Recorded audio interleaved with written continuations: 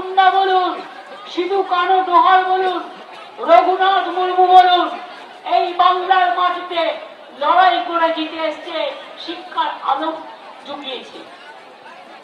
আজকে নেতাজি সুভাষচন্দ্র বসু কোন ভাষায় কথা বলতেন?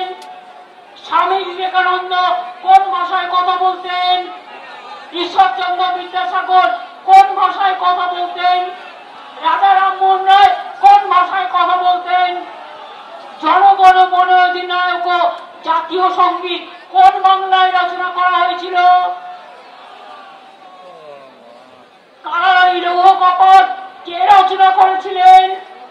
জয় হিন্দ স্লোগান নেতাজি সুভাষচন্দ্র বোসের স্লোগান।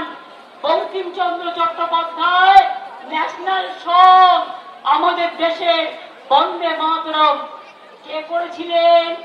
বঙ্কিমচন্দ্র চট্টোপাধ্যায়।